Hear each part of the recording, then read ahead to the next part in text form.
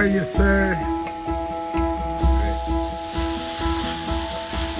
I think I should move on.